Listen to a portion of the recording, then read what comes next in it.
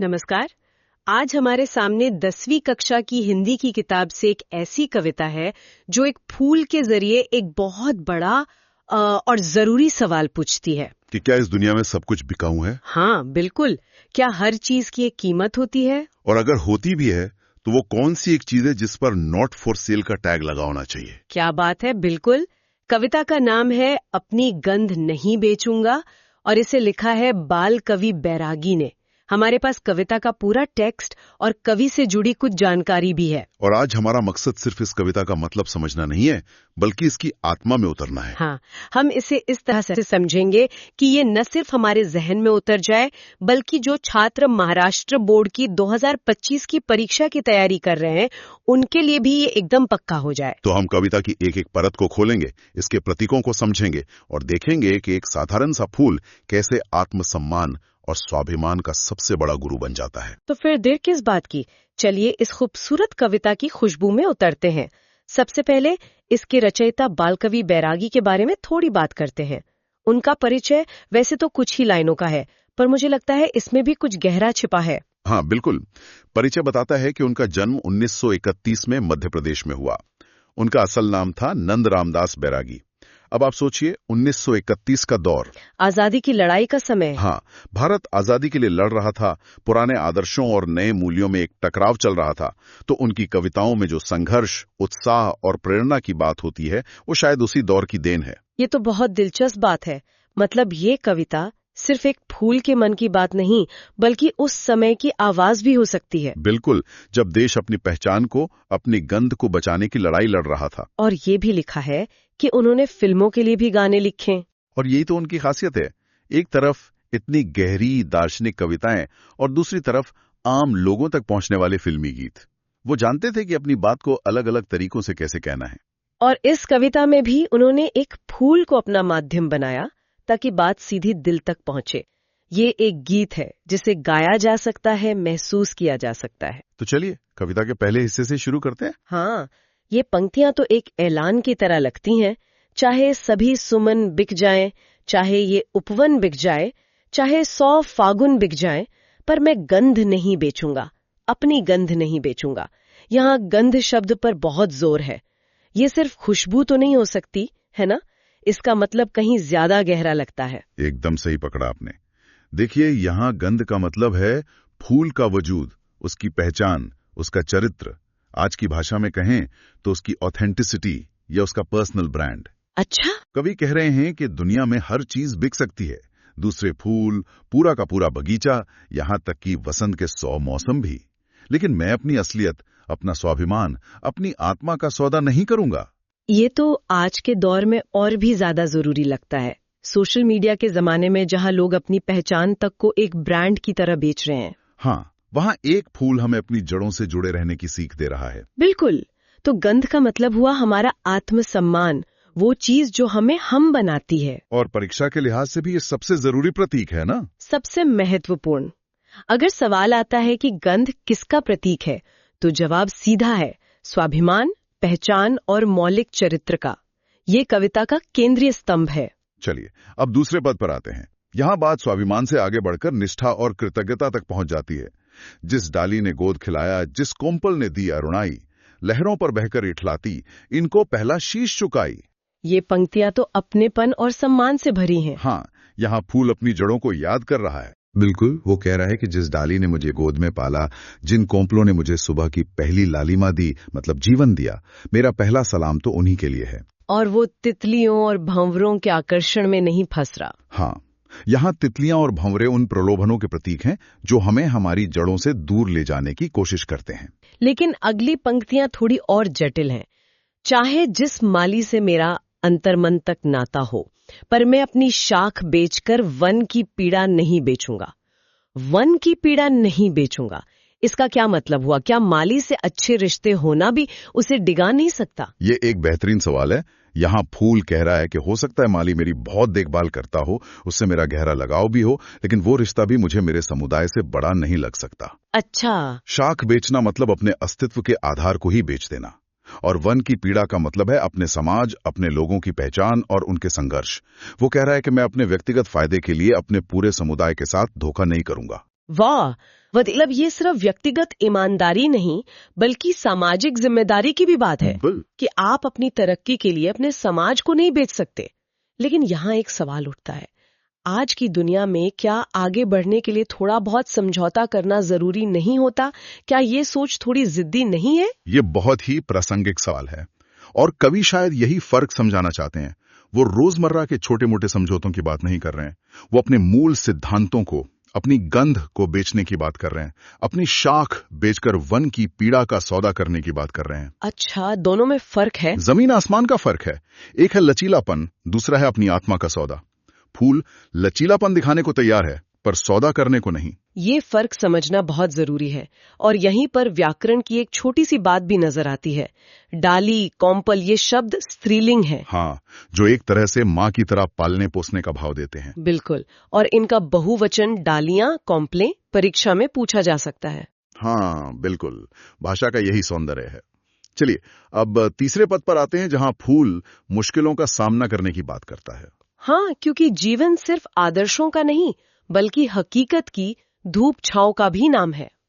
मौसम से क्या लेना मुझको, ये तो आएंगे जाएंगे, दाता होगा तो दे देगा, खाता होगा तो खाएगा। ये पंक्तियां तो बड़ी बेफिक्री वाली लगती हैं, जैसे सुख दुख से कोई फर्क ही नहीं पड़ता। ये बेफिक्री नहीं बल्कि स्थिरता है। अच्छा, स्थिरता। फूल कह रहा है कि बाहरी परिस्थितियां यानी मौसम तो बदलते रहेंगे, कभी अच्छे दिन आएंगे कभी बुरे, कोई कुछ देगा तो कोई कुछ छीन लेगा, लेकिन इन बाहरी बदलावों से मैं अपने अंदरूनी सिद्धांतों को बदलने नहीं दूंगा। मेरी गंध मौसम पर निर्भर नहीं है, वो स्थायी है। बिल्कुल, तो मौसम यहाँ जीवन के उतार चढ़ाव का प्रतीक है। और अगली पंक्तियां तो और भी कमाल की हैं। कोमल भौहों के तरकश से मुझ पर कितने बाण चले, मैं तो सब कुछ सहा मगर अपना शीश नहीं बेचूंगा।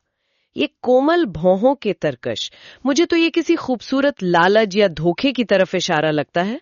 क्या मैं सही समझ रही हूँ? आपने बिल्कुल सही पकड़ा। ये बहुत ही काव्यात्मक वर्णन है। कोमल भौहें यानी सुंदरता, आकर्षण, मीठे प्रलोभन। कवि कह रहे हैं कि दुनिया ने मुझे लुभाने के लिए, अपने रास्ते से भटकाने के लिए सुंदरता के तीर बहुत चलाए, मुझ पे कई तरह के दबाव डाले गए, लेकिन फूल कहता है कि मैंने सब कुछ बर्दाश्त किया पर अपना शीश नहीं बेचूंगा। मतलब मैं किसी के आगे सम्मान नहीं झुकाऊंगा, अपनी गरिमा का सौदा नहीं करूंगा। मतलब चाहे हालात कितने भी खराब हों, जिसे मौसम कहा गया, या लालच कितना भी बड़ा हो, यानी कोमल भौहों के बाण, आत्मसम्मान सबसे ऊपर है, सबसे ऊपर। और यहाँ शीश शब्द का समानार्थी सिर या मस्तक भी छात्रों को याद रखना चाहिए। हाँ, और बेचना का विरुद्धार्थी शब्द खरीदना होता है। ये भी एक आसान सा सवाल बन सकता है। ठीक है, तो अब हम कविता के आखिरी और शायद सबसे भावुक हिस्से पर आते हैं। बिल्कुल, यहाँ फूल को अपने अंत के बारे में पता है। यही तो सबसे बड़ी बात है। जब पता हो कि अंत निश्चित है, जीवन छोटा है, तब सिद्धांतों पर टिके रहना और भी मुश्किल हो जाता है। मुझको मेरे अंत पता है, पंखुड़ी पंखुड़ी झड़ जाऊंगा, लेकिन पहले पवन परी संग एक एक के घर जाऊंगा। देखिए, वो अपने अंत को स्वीकार कर रहा है।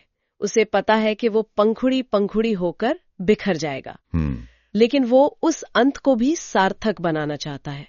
वो कहता है कि मरने से पहले मैं हवा के साथ मिलकर हर घर तक अपनी खुशबू पहुंचाना चाहता हूँ। वाह! मैं दुनिया को वो देना चाहता हूँ जो मेरे पास है, मेरी गंध। और फिर वो माफी भी मांगता है, भूल चूक की माफी लूंगा, सबसे मेरी यही विनय। ये विनम्रता कहाँ से आती है? एक तरफ इतना दृढ़ संकल्प और दूसरी तरफ इतनी विनम्रता। यही तो एक मजबूत चरित्र की निशानी है। जो अंदर से दृढ़ होता है ना, वो बाहर से विनम्र होता है। उसे अपनी गलतियों को स्वीकार करने में डर नहीं लगता। सही बात है। वो जानता है कि पूर्ण कोई नहीं है। और फिर कविता अपनी चरम सीमा पर पहुंचती है।